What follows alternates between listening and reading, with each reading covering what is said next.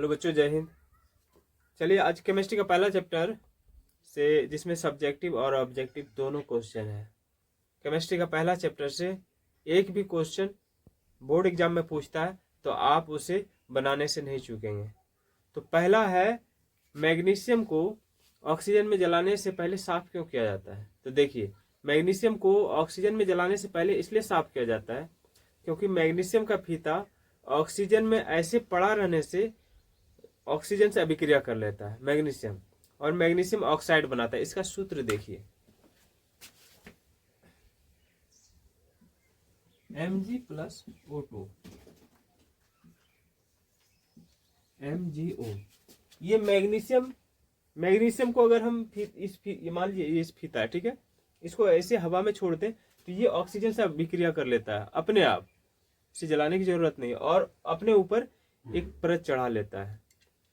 तो उसको अगर हम आग में जलाएंगे, परत चढ़ा हुआ रहेगा और उसको आग में जलाएंगे तो वो सही से नहीं जलेगा। इसलिए उसको जलाने से पहले खुरदरा चीज से साफ किया जाता है, उसके बाद इसको जलाया जाता है, तब ये मैग्नीशियम ऑक्साइड बनाता है, सफेद परत बनाता है, सफेद जो है क्षार बनाता है। जब ये जल जाएगा तो सफेद क्षार होगा, ठीक है।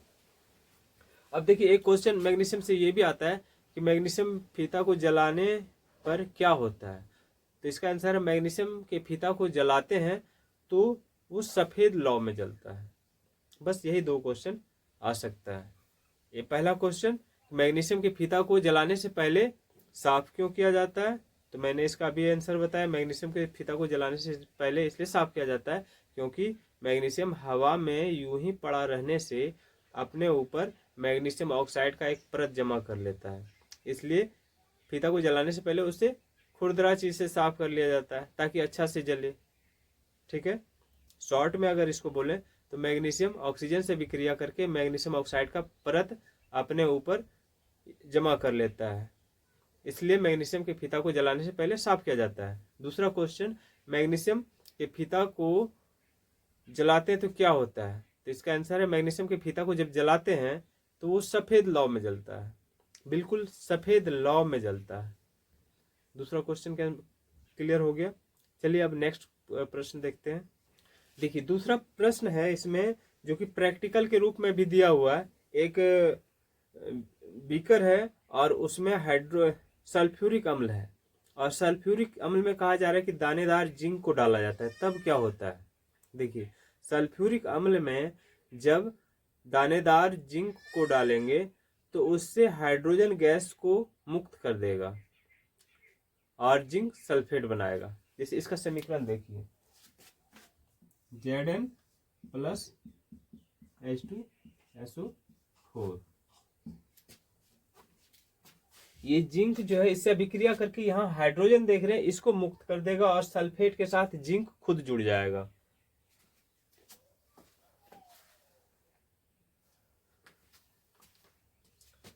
तो यहाँ पे हो जाएगा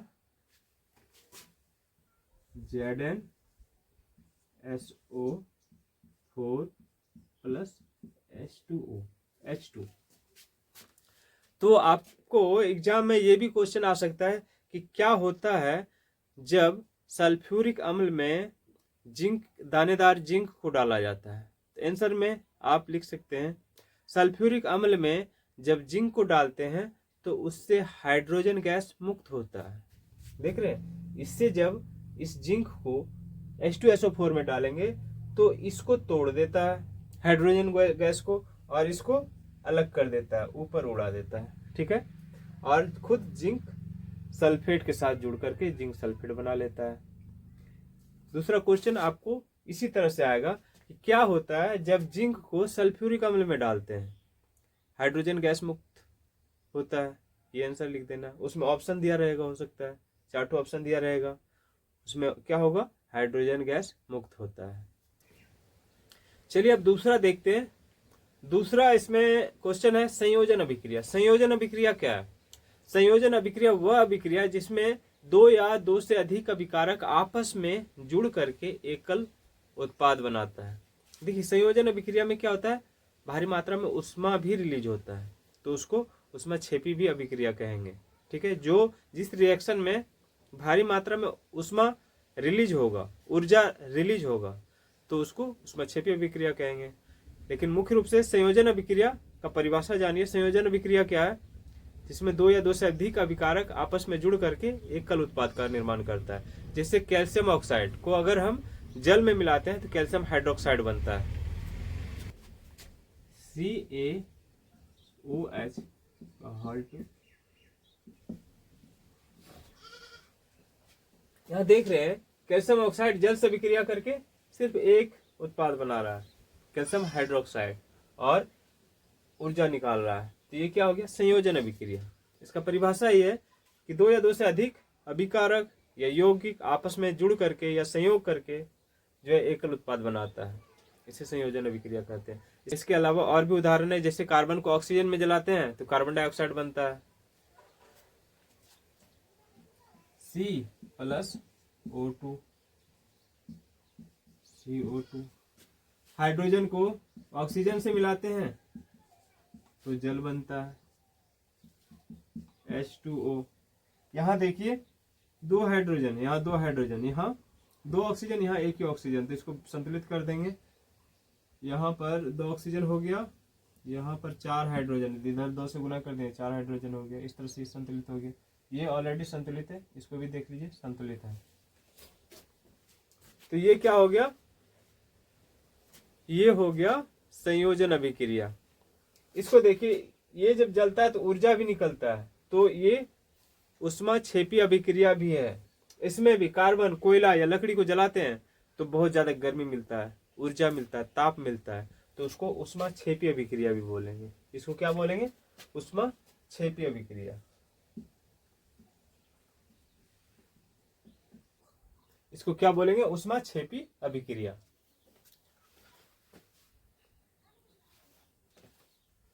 इसके अलावा भी है, आपके एनसीईआरटी बुक में दिया हुआ कि मीथेन को जब जलाते हैं तो क्या बनता है? मीथेन को जब जलाते हैं तो कार्बन डाइऑक्साइड गैस बनता है, जल बनता है और भारी मात्रा में ऊष्मा रिलीज होता है। इसको भी देख लीजिए, CH4+O2, CO2+H2O प्लस ऊर्जा। ये क्या है? ऊष्माक्षेपीय अभिक्रिया है। C6H12, C6H12O6 को ऑक्सीजन में जलाते हैं तो क्या होता है?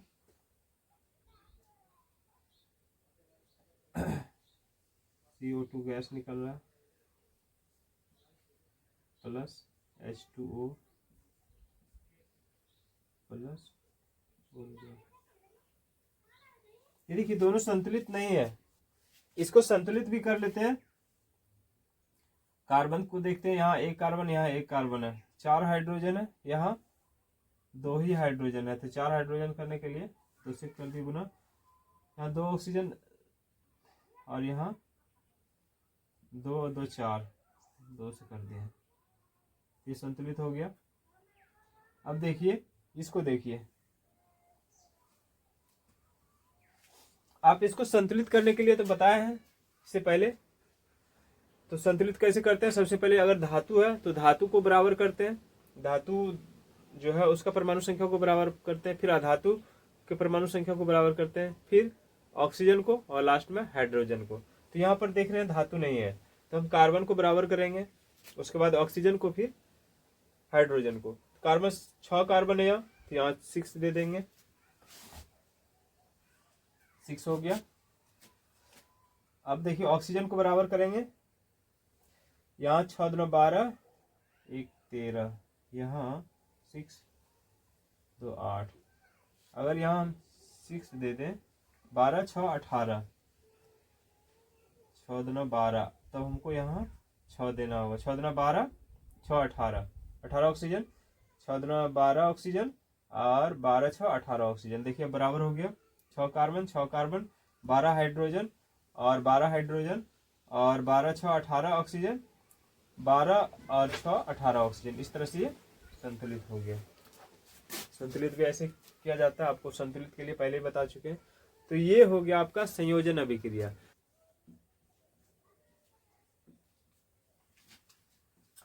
वियोजन अभिक्रिया वैसी अभिक्रिया जो सिंगल अभिकारक टूट करके दो या दो से अधिक उत्पाद बनाता है।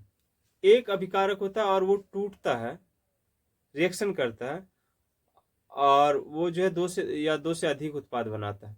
लेकिन वो रिएक्शन कैसे करता है? वो 3 कारक है जिसके वजह से वो रिएक्शन हो सकता है। या तो वो सिंगल अभिकारक जो है उसको गर्म किया जाए, तब वो अपने आप में टूट जाएगा, रिएक्शन करेगा और टूटेगा।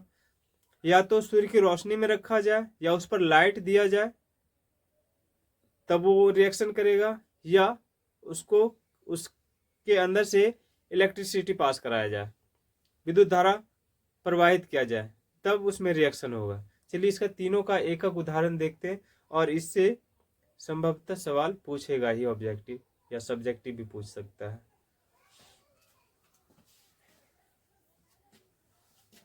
Ferrous sulphate Fe, ferrous sulphate को जब गर्म किया जाता है, हीट दिया जाता है, ठीक है, ये सिंबल है हीट करने का। जब इसको गर्म करते हैं तब ये फेरिक ऑक्साइड में टूट जाता है, Fe2O3 प्लस सल्फर डाइऑक्साइड और सल्फर ट्राइऑक्साइड में टूटता है, SO2 प्लस SO3।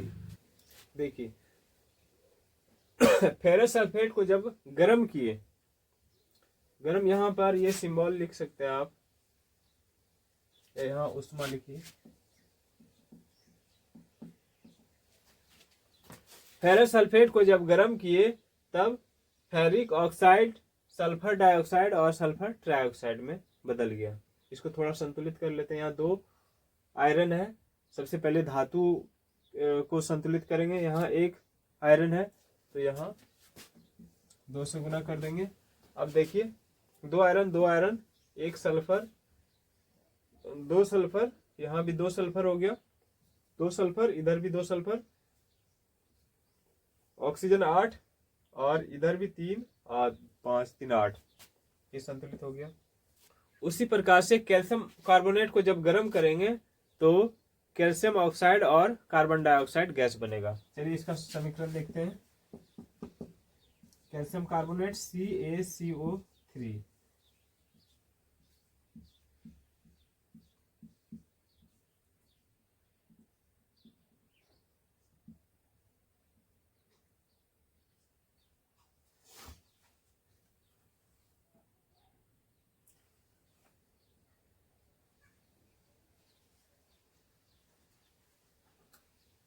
इसको गर्म कर रहे हैं, CaO प्लस CO2। ये देखिए ऑलरेडी संतुलित है, 1 calcium 1 calcium, 1 carbon 1 carbon, 1 2 1 3 oxygen 3 oxygen. तो कैल्शियम कार्बोनेट को गर्म करने के बाद क्या बन रहा है? कैल्शियम ऑक्साइड और कार्बन डाइऑक्साइड। इसके अलावा और भी आपके एनसीईआरटी बुक में जो है दिया हुआ है, चलिए उसको देखते हैं। अब देखिए ये जो चीज दिया हुआ है लेड नाइट्रेट, ये आपका प्रैक्टिकल में करके दिखाया गया है। इसमें कहा गया कि एक आप बीकर लीजिए ग्लास और उसमें लेड नाइट्रेट को लीजिए और फिर इसको गर्म कीजिए। इसको भी गर्म किया जा रहा है, तब ये टूटेगा किसमें? लेड ऑक्साइड में, नाइट्रोजन डाइऑक्साइड और ऑक्सीजन गैस में।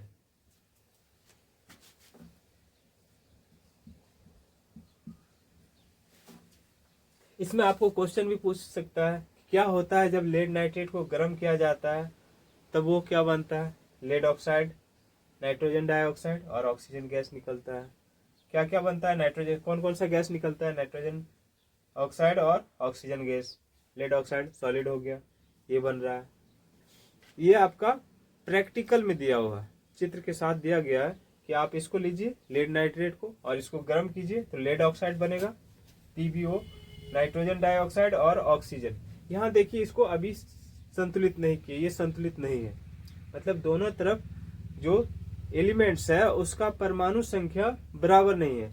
तो हम पहले ही बता चुके हैं कि जो धातु होता है उसको सबसे पहले बराबर करना है। यहाँ धातु क्या है? लेड, सीसा। तो लेड जो है 1 परमाणु, यहाँ 1 है, ये तो बराबर है। अब देखते हैं नाइट्रोजन, यहाँ ये 2 है, इसका मतलब 2 नाइट्रोजन, 2 नाइट्रोजन, यहाँ 1 नाइट्रोजन है, तो इसको पहले बराबर करेंगे। 2 नाइट्रोजन हो गया, यहाँ 2 नाइट्रोजन, ऑक्सीजन 6, 2 दूना 4, 2 6 1 7। ये तो ज्यादा हो रहा है, तो क्या ज्यादा हो रहा है, तो यहां पर अगर हम 2 देते हैं,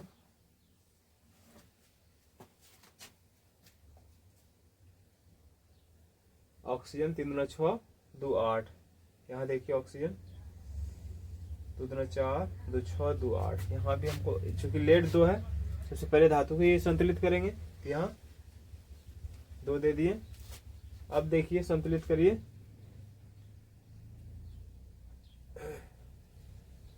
2 लेड, 2 सीसा, नाइट्रोजन 2 दूना 4, तो यहाँ पर हमको 4 देना होगा, यहाँ 4 दे दिए। अब देखिए बराबर कीजिए, 2 लेड नाइट्रोजन 4, और यहाँ भी नाइट्रोजन 4, ऑक्सीजन 3 दूना 6, 2 दूना 12, 2 और 4 दूना 8, 8 2 10, 2 12। इस तरह से ये संतुलित हो गया। तो ये एग्जाम्पल जो है आपको ये प्रैक्टिकल के रूप में दिया हुआ है, ये भी दिया हुआ और ये भी दिया हुआ है। तो ये क्या है, वियोजन अभिक्रिया, सिर्फ उष्मा से इसको दिखा है। जब हम उष्मा से किसी सिंगल अभिकारक को तोड़ते हैं, वियोजन अभिक्रिया क्या है, एक अभिकारक जब रिएक्शन करता है तो 2 या 2 से अधिक उत्पाद बनाता है। तो यहाँ सिंगल अभिकारक देख रहे हैं, और इसको हम उष्मा से रिएक्शन करा रहे हैं, इसमें हम गर्म कर रहे हैं, इसको हीट दे रहे हैं, तब ये रिएक्शन कर रहा है। अब दूसरा देखते हैं, सूर्य के प्रकाश में अगर हम कोई यौगिक को सूर्य के प्रकाश में रखेंगे, जैसे सिल्वर क्लोराइड को अगर सूर्य की रोशनी में रखेंगे तो वो रिएक्शन करेगा। चलिए उसका एग्जाम्पल देखते हैं।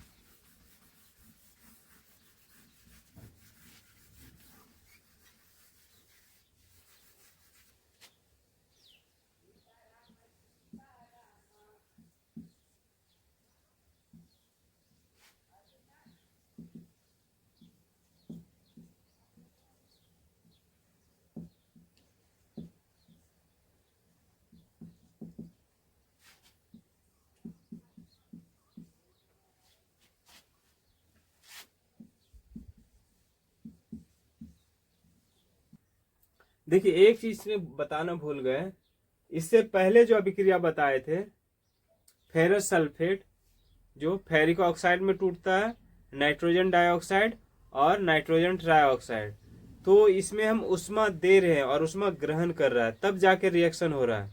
तो ये कैसा अभिक्रिया, उष्मा शोषी अभिक्रिया भी है। इसको हम उष्मा दे रहे हैं ना, हीट को दे रहे हैं, तब जाके ये रिएक्शन कर रहा है। फेरस सल्फेट को जब गर्म किए तो फेरिक ऑक्साइड, सल्फर डाइऑक्साइड और सल्फर ट्राइऑक्साइड बना। उसी तरह कैल्शियम कार्बोनेट को जब गर्म किए, उसको गर्म कर रहे थे, यानी उष्मा ग्रहण कर रहा है, तो ये क्या हो गया, उष्मा शोषी। और संयोजन अभिक्रिया में क्या बताए थे, उसमें उष्मा रिलीज हो रहा था, उष्मा को छोड़ रहा था, तो वो उष्मा शोषी अभिक्रिया था। और ये उष्मा शोषी अभिक्रिया है, वो उष्मा क्षेपी अभिक्रिया था और ये उष्मा शोषी अभिक्रिया। संयोजन अभिक्रिया में उष्मा क्षेपी अभिक्रिया हो रहा था और इसमें उष्मा को ग्रहण किया जा रहा है, तो इसलिए इसको उष्मा शोषी अभिक्रिया कहा जा रहा है। जैसे सिल्वर क्लोराइड है, सिल्वर क्लोराइड को जब हम सूर्य के प्रकाश में रख देते हैं तब ये सिल्वर और क्लोरीन में टूट जाता है। सफेद रंग का सिल्वर जो है धूसर कलर का हो जाता है। ये क्यों होता है, क्योंकि सिल्वर क्लोरीन से अभिक्रिया करता है, कब, जब हम सूर्य की रोशनी में इसे रख देते हैं। इसका एग्जाम्पल दिया हुआ कि चाइना डिश में सिल्वर क्लोराइड को चाइना डिश में रख दिया जाए और उसको धूप में रख दिया जाए। उसको जब हम धूप में रखते हैं तो वो धूसर कलर का हो जाता है। ये क्यों होता है, क्योंकि क्लोरीन सिल्वर से अभिक्रिया करके ये अलग हो जाता है, सिल्वर अलग हो जाता है और क्लोरीन गैस अलग हो जाता है। उसी तरह सिल्वर ब्रोमाइड, सिल्वर सूर्य के प्रकाश में इसको जब रखते हैं तो ब्रोमाइड इससे अभिक्रिया करता है और दोनों अलग हो जाता है। सिल्वर अलग हो गया, ब्रोमीन अलग हो गया, सिल्वर अलग हो गया, ब्रोमीन अलग हो गया। तो ये क्या है, उष्मा शोषी अभिक्रिया भी है। संयोजन अभिक्रिया में बताए थे, जैसे कार्बन था ऑक्सीजन में जल करके, कोयला को जब जलाते तो ऊर्जा मिलता है, तो वो क्या था, उष्मा क्षेपी अभिक्रिया। लेकिन ये उष्मा ग्रहण कर रहा है, उसमें उष्मा छोड़ रहा था और इसमें उष्मा को ग्रहण कर रहा है। इसके पहले फेरिक सल्फेट, कैल्शियम कार्बोनेट और एक बताए थे लेड नाइट्रेट, उसको उष्मा दे रहे थे, इसमें भी उष्मा दे रहे, तब जाके ये रिएक्शन कर रहा है, तो ये उष्मा शोषी अभिक्रिया हो गया।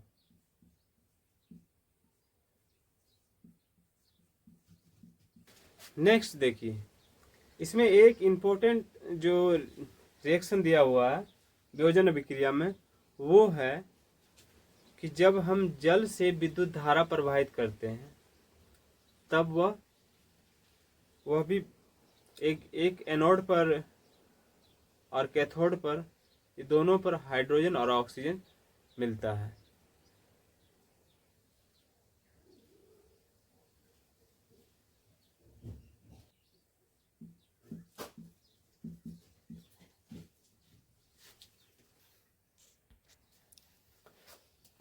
चलिए अब वियोजन अभिक्रिया में एक रिएक्शन को देखते हैं।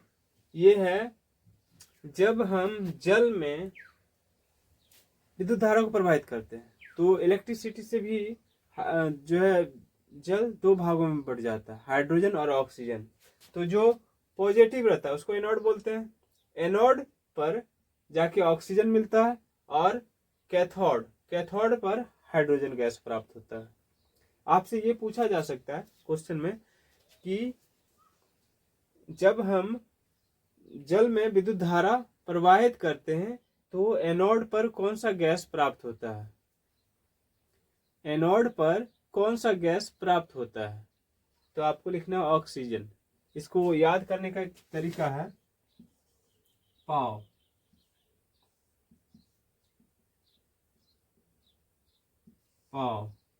ठीक है। पाव मतलब पाव रोटी होता है। एक ठो याद कर लीजिए, पाव पी से पॉजिटिव, ए से एनोड पर जो है, और ओ से ऑक्सीजन। पॉजिटिव एनोड पर क्या प्राप्त होता है, ऑक्सीजन, और कैथोड पर हाइड्रोजन। नेगेटिव कैथोड पर हाइड्रोजन प्राप्त होता है। एनोड पर क्या होता है, पॉजिटिव चार्ज होता है और इस पर ऑक्सीजन प्राप्त होता है। कैथोड पर क्या प्राप्त होता है, हाइड्रोजन। बस इसको याद रखना है। क्वेश्चन में ऐसा ही सवाल किया जाएगा कि जब हम जल में विद्युत धारा को प्रवाहित करते हैं तब बताइए कि एनोड पर क्या प्राप्त होता है, एनोड पर कौन सी गैस प्राप्त होती है, तो एनोड पर ऑक्सीजन गैस प्राप्त होता है। आप इसको याद कर लीजिए, बस क्वेश्चन याद हो जाएगा।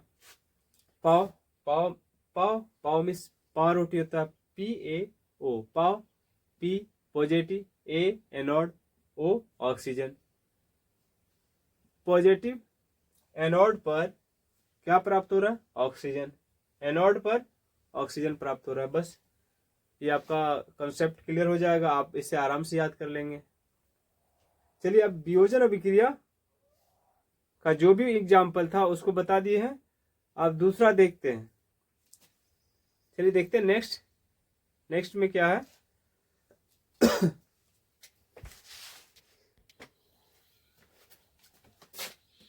देखिए अगला है विस्थापन अभिक्रिया। तो विस्थापन अभिक्रिया क्या है, इसमें जो है एक तत्व को दूसरे तत्व के साथ मिलाया जाता है, तो उसमें अभिक्रिया होता है और दूसरे तत्व में जो तत्व मिला हुआ उसमें से एक को विस्थापित करके खुद जुड़ जाता है। जैसे देखिए आयरन को कॉपर सल्फेट के विलयन में मिलाने पर आयरन जो है कॉपर को हटा देता है, अलग कर देता है और सल्फेट के साथ खुद जुड़ जाता है। इसका देखिए एग्जाम्पल,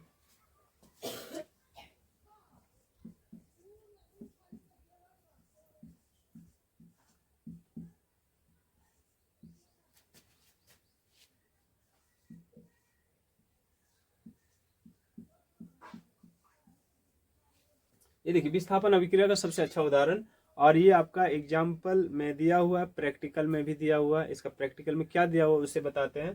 पहले देखिए इसका जो समीकरण है, आयरन को कॉपर सल्फेट विलयन में मिलाता है तो इसमें कॉपर को विस्थापित कर देता है। खुद आयरन जो है Fe खुद इसके साथ SO4 के साथ जुड़ जाता है।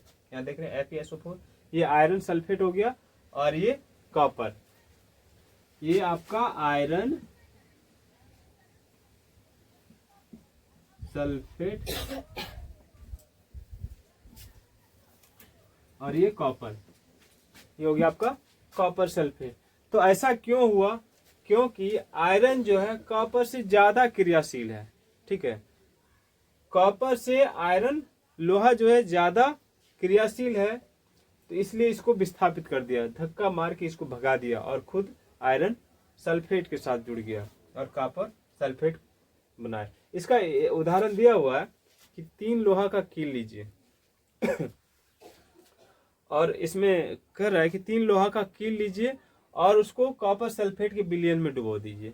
इसमें जब डुबो दिया जाता है तो ये नीला रंग होता है, जब इसको डुबोते हैं तो ये मधीसा हो जाता है, और जब फिर इसको निकालते हैं कील को तो इस पर धूसर रंग आ जाता है, भूरा रंग का आ जाता है।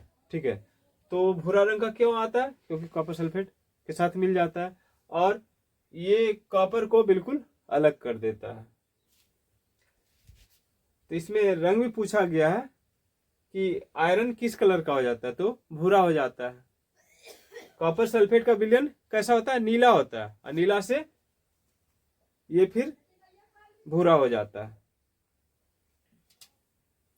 यहाँ आप समझ गए होंगे। इसके अलावा भी दूसरा एग्जांपल है, जिंक को कॉपर सल्फेट के विलयन में मिलाएंगे तो जिंक जो है कॉपर को अलग कर देगा और जिंक खुद जुड़ जाएगा।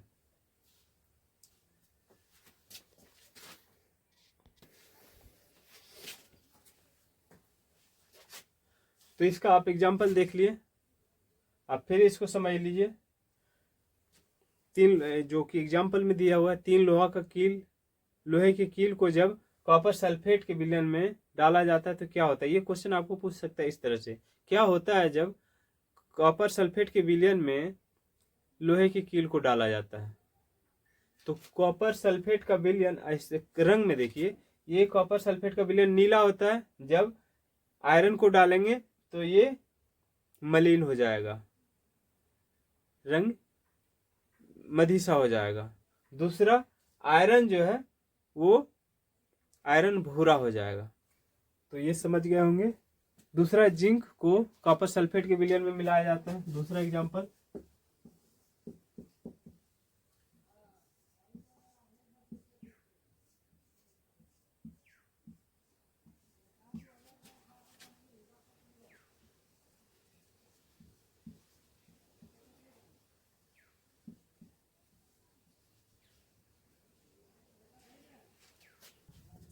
चलिए 2 उदाहरण और देखिए। जिंक को कॉपर सल्फेट के विलयन में मिलाते हैं तो क्या होता है?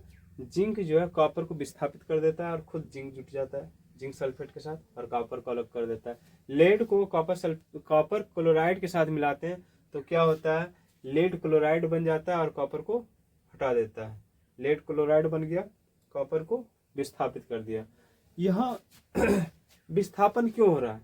इसको ऐसे समझिए, आयरन जो है कॉपर से अधिक क्रियाशील है, इसलिए आयरन ताकत के साथ सल्फेट के साथ जुड़ जाता है और इसको धक्का लगा करके कॉपर को बाहर कर देता है। जिंक कॉपर से ज्यादा क्रियाशील है। कौन ज्यादा क्रियाशील है? ये जिंक, ये कम क्रियाशील है इसके अपेक्षा, इसलिए ये इसको धक्का मार के अलग कर देता है और सल्फेट के साथ जिंक जुड़ जाता है। जिंक सल्फेट बना लिया, कॉपर अलग हो गया। उसी तरह लेड, सीसा जो है कॉपर क्लोराइड के साथ अभिक्रिया करता है तो क्या होता है? लेड क्लोराइड बना लेता है, क्लोरीन के साथ जुड़ जाता है और कॉपर को विस्थापित कर देता है। यहाँ लेड जो है कॉपर से अधिक क्रियाशील है, इसलिए लेड खुद क्लोरीन के साथ जुड़ जाता है और लेड क्लोराइड बनाता है और कॉपर को अलग कर देता है। तो ये जो है आप समझ गए होंगे। चलिए नेक्स्ट जो है उदाहरण देखते हैं। अब देखिए उपचयन एवं अपचयन अभिक्रिया। उपचयन और अपचयन अभिक्रिया क्या है? अभिक्रिया के समय में जब किसी पदार्थ में ऑक्सीजन की वृद्धि होती है तब कहा जाता है उसका उपचयन हुआ, और अभिक्रिया में जब किसी पदार्थ में ऑक्सीजन की कमी होती है, जब अभिक्रिया हो रहा था और किसी पदार्थ में ऑक्सीजन की कमी होती है, तब कहा जाता है उसका अपचयन हुआ। चलिए इसको उदाहरण से समझते हैं।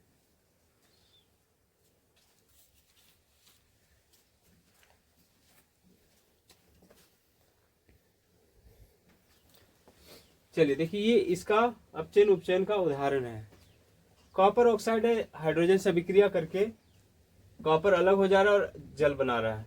हाइड्रोजन में ऑक्सीजन जुड़ रहा है, तो कह रहा है कि जब किसी पदार्थ में ऑक्सीजन की कमी होती है तब उसका अपचयन होता है। जैसे कॉपर ऑक्साइड से क्या बन रहा है, कॉपर बन रहा है, तो इसमें ऑक्सीजन की कमी हो रही है, तब तो आकर के कॉपर बन रहा है। तो किसका अपचयन हो रहा है, इसका अपचयन हो रहा है, अपचयन, ठीक है। और देखिए किसमें ऑक्सीजन की वृद्धि हो रही है, ये ऑक्सीजन टूट करके इसमें जुड़ रहा है, हाइड्रोजन में, तो हाइड्रोजन में ऑक्सीजन की वृद्धि हो रही है, तब जाकर के जल बन रहा है। तो इसका क्या हो रहा है, हाइड्रोजन गैस का उपचयन हो रहा है। इसका क्या हो रहा है, उपचयन।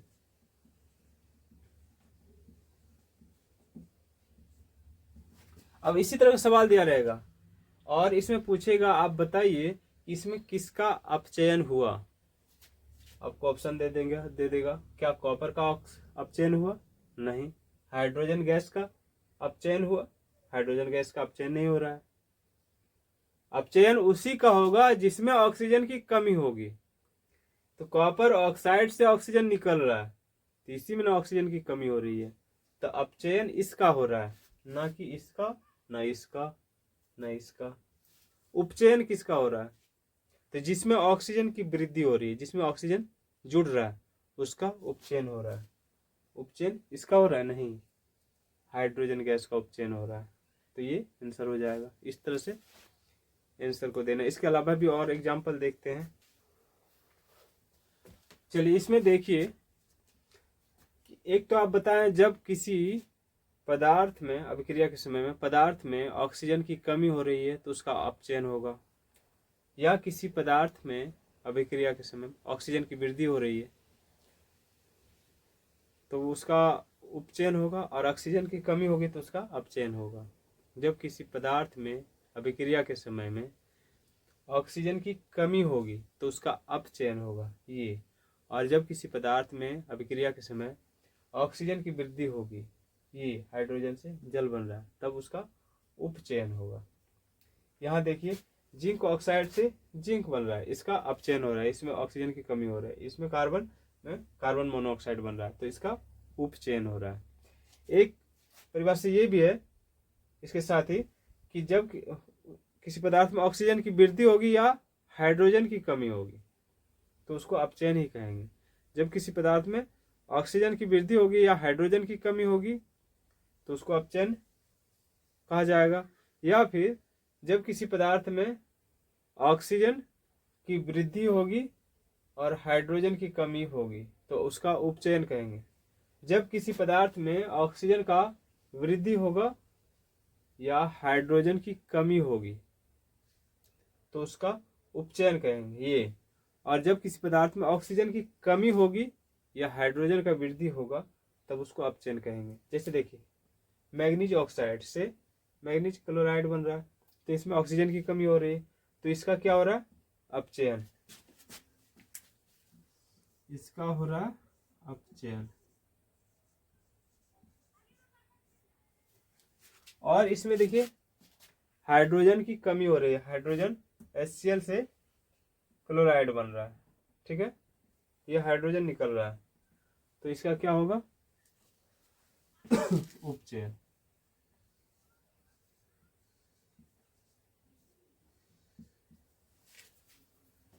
परिभाषा को फिर से समझ लीजिए।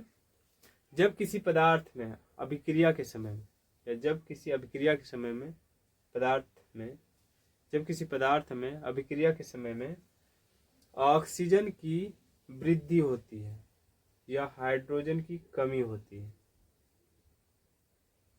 ऑक्सीजन की वृद्धि होती है या हाइड्रोजन की कमी होती है। देखिए HCl से Cl2 बन रहा है, हाइड्रोजन की कमी हो रही है इसलिए इसका उपचयन हो रहा है। क्या करें, जब किसी पदार्थ में अभिक्रिया के समय में ऑक्सीजन की वृद्धि होती है या हाइड्रोजन की कमी होती है। तो यहाँ देखिए हाइड्रोजन का कमी हो रहा है, Cl2 बन रहा है, HCl से Cl2 बन रहा है, तो इसलिए उपचयन होगा। या फिर जब किसी पदार्थ में ऑक्सीजन की कमी होती है या हाइड्रोजन की वृद्धि होती है, MnO2 से क्या बन रहा है, MnCl2, ऑक्सीजन की कमी हो रही थी, इसका अपचयन हो रहा है। इसी को समझना है। अब इसमें जो है आपको ये चैप्टर पूरा समाप्त हो गया। हमने आपको कैसे संतुलित किया जाता है उसको बता दिया है। अब यहाँ इसके आगे संक्षारण और विकृति गंधिता क्या है। तो पहले संक्षारण जानते हैं। संक्षारण क्या है? संक्षारण क्या है? जब कोई धातु अम्ल या आर्द्र के संपर्क में आता है तो वो धातु जो अभिक्रिया करता है, जैसे ऑक्सीजन के संपर्क में आ गया तो ऑक्सीजन से भी अभिक्रिया करता है, या अम्ल से के संपर्क में आ गया धातु तो उससे अभिक्रिया करके जो है नया पदार्थ बनता है, या उसका रंग जो है मलिन होने लगता है। जैसे आयरन ले लीजिए, लोहा को हवा में छोड़ दीजिए तो ऑक्सीजन और जलवाष्प से अभिक्रिया करके क्या बनाता है, आयरन ऑक्साइड, जो कि जंग के रूप में हम देखते हैं वो धीरे धीरे नष्ट होने लगता है। ऊपरी परत पे आयरन क्या होता है, आयरन का ऊपरी परत जो है, आयरन का ऊपरी परत ऑक्सीजन के संपर्क में आता है, जलवाष्प, हवा में जलवाष्प होता है उसके संपर्क में आता है और उसका संक्षारण होने लगता है, धीरे धीरे जंग के रूप में वो नष्ट होने लगता है। उसी तरह सिल्वर जो है, कॉपर बहुत धीमा या बहुत धीरे धीरे अभिक्रिया करता है, तो अभिक्रिया करके धीरे धीरे नष्ट होने लगता है, तो इसी को संक्षारण कहते हैं। विकृति गंधिता क्या है? उसी प्रकार से आपको क्वेश्चन में आएगा, विकृति गंधिता क्या है? विकृति गंधिता क्या है? जब हम वसायुक्त खाद्य पदार्थ को ऐसे छोड़ देंगे बहुत दिनों तक तो क्या होता है, उसका उपचयित होता है, ऑक्सीजन से अभिक्रिया करके ऑक्साइड बनाता है और वो धीरे धीरे खराब होने लगता है। अब वसायुक्त जैसे चिप्स हो गया, पैकेट को खोल करके रख दीजिए और 10 दिन के बाद खाइए तो वो क्या होगा, खराब हो जाएगा। तो वसायुक्त खाद्य पदार्थ को सुरक्षित रखने के लिए क्या किया जाता है, उसमें नाइट्रोजन गैस भर दिया जाता है। नाइट्रोजन गैस जो है कम अभिक्रियाशील होने के कारण उपचयित नहीं होने देता या बहुत धीमा कर देता है, जिसके कारण वसायुक्त खाद्य पदार्थ जो बहुत लंबे दिनों तक सुरक्षित रहता है। तो वसायुक्त विकृति गंधिता क्या है?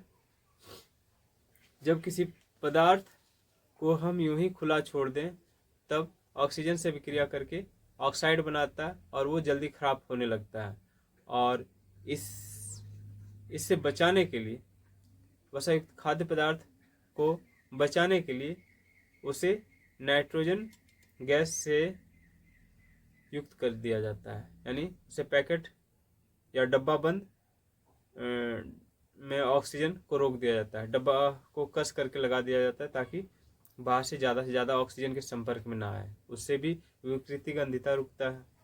या डब्बा में ऑक्सीजन गैस को सिर्फ ऑक्सीजन गैस को निकाल करके नाइट्रोजन गैस को भर देता है, तो उससे खाद्य पदार्थ सुरक्षित रहता है, इसी को विकृति गंधिता कहते हैं। चलिए बच्चों, ये चैप्टर पूरा का पूरा समाप्त हो गया। अब इसमें से जो भी ऑब्जेक्टिव होगा हम उसको फिर अगले वीडियो में बताते हैं, लेकिन ये पहला जो चैप्टर था इसको हमने पूरे डिटेल से आपको बता दिया है। कोई भी अगर सवाल हो तो कमेंट में ज़रूर लिखें। चलिए फिर अगले वीडियो में मिलते हैं, तब तक के लिए धन्यवाद।